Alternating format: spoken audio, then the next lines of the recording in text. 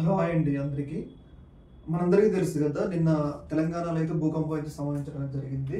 ముఖ్యంగా గోదావరి పరివాహక ప్రాంతంలో నిన్న మార్నింగ్ 7:25 నుంచి 7:35 మధ్యలో, అంటే ఈ 10 నిమిషాల మధ్యలో దాదాపు తెలంగాణ మొత్తం, అది కూడా గోదావరి బేసిన్ మొత్తం తీవ్ర స్థాయిలో భూకంపానికి గురి కావడం అయితే జరిగింది. మొత్తం రెక్టర్ స్కేల్ మీద 5+ నమోదైతే కావడం జరిగింది. అయితే ఇది అత్యంత రెండవ భూకంపం అన్నమాట మన ఈ ఏరియాలో. అంతకుముందు భద్రాచలంలో ఒకసారి, భద్రాచలం ఏరియాలో 1960s ఆ టైంలో నమోదైందంట. ఆ తర్వాత మరి ఇంత స్థాయిలో ఈ స్థాయి భూకంపం నమోదు కావడం ఇదే తొలిసారి అని చెప్పేసి ఉంటారు కదా భూకంపానికి సంబంధించిన శాస్త్రవేత్తలు, వాళ్ళైతే చెప్తా ఉన్నారు. ఏమైనా కానీ ఇది ఒక రకంగా తెలంగాణ ప్రజల్లో ఒకసారిగా భయభ్రాంతులకి గురి చేయడం అయితే జరిగింది, ఒక ఎలక్ట్ లాగా. ఇంకోటి ఏంటంటే, ప్రధానంగా ఈ యొక్క శాస్త్రవేత్తలు, ఇంజనీర్లు చెప్తున్న ప్రధాన విషయం ఏంటి అంటే, భూ శాస్త్రానికి సంబంధించిన ఇంజనీర్లు ఉంటారు కదా, ఆ జియోలాజికల్కి సంబంధించిన ఇంజనీర్లు, ఈ యొక్క కాళేశ్వరం ప్రాజెక్టు వల్లే. ఎందుకంటే ఈ కాళేశ్వరం ప్రాజెక్టు నదికి అడ్డంగా భారీ స్థాయిలో నీటిని నిల్వ చేయడం వల్ల ఏమైతుందంటే, ఇదంతా ఉంటుంది కదా, ఇక్కడ టెక్టానిక్ స్పేస్, గోదావరి పరివాహక ప్రాంతంలో కొండలో టెక్టానిక్ ప్లేట్స్ ఉంటాయి అనమాట. ఈ ఏరియాలో టెక్టానిక్ ప్లేట్స్ ఉండటం వల్ల ఏమవుతుందంటే, నీరు వాటి మీద ప్రెజర్ ఎక్కువయ్యి ఆ టెక్టానిక్ ప్లేట్స్ అనేవి అటు ఇటు జరగడానికి అవకాశం అవుతుంది. అట్లా వాటి మీద భారం పడటం వల్ల, ఆ టెక్టానిక్ ప్లేట్స్ మీద ఎక్కువ ప్రెజర్ పడటం వల్ల ఏమవుతుందంటే భూకంపం అయితే సంభవిస్తుంది అని చెప్పేసి వాళ్ళు అయితే ప్రధానంగా చెప్తున్నారు.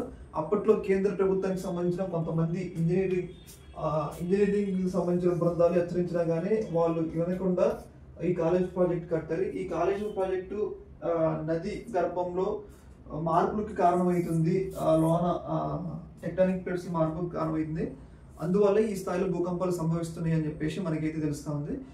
ఇంకొక విషయం ఏంటి అంటే, ఈ యొక్క భూకంపం ఇప్పటికే పరిమితం కాదనమాట. ఎందుకంటే మనకి తెలియవస్తున్న శాస్త్రవేత్తలు చెప్పేది ఏంటి అంటే, ఈ మార్పులు అనినిత్యం జరుగుతాయి కాబట్టి మళ్ళీ భూకంపాలు రావడానికి కూడా అవకాశం ఉంది అని చెప్పేసి వాళ్ళు అయితే అభిప్రాయపడుతున్నారు. ఏదేమైనా కానీ ఈ కాళేశ్వరం ప్రాజెక్ట్ విషయంలో ప్రభుత్వాలు ఒక మన దేశంలో టెక్నాలజీ లేకపోతే వేరే దేశాల్లో భూకంపాలు బాగా సంభవించే దేశాలు, జపాన్ లాంటి దేశాల్లో వాళ్ళకి ఏ ఏరియాలో భూకంపాలు సంభవిస్తాయని చెప్పేసి వాళ్ళకి ఒక ఐడియా ఉంటుంది. కాబట్టి వాళ్ళతో ఒక మంచి నిపుణుల బృందాన్ని ఏర్పరిచి మళ్ళీ ఇలాంటి జరగకుండా చర్యలు తీసుకోవాలి. ఇంకొక విషయం ఏంటి అంటే, అన్నించు ఇలా జరిగిపోతే ఈ ప్రాజెక్టే కారణమైతే ఈ ప్రాజెక్టు నిర్మాణం మీద కూడా కొంచెం పునరాలోచించుకోవాలి. ఎందుకంటే అదే భారీ స్థాయిలో భూకంపం సంభవించింది అనుకోండి, ఈ ప్రాజెక్టు కొట్టుకుపోవడానికి అవకాశం ఉంటుంది.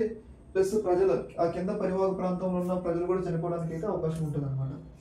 దీన్ని బట్టి చూస్తుంటే ఏంటంటే,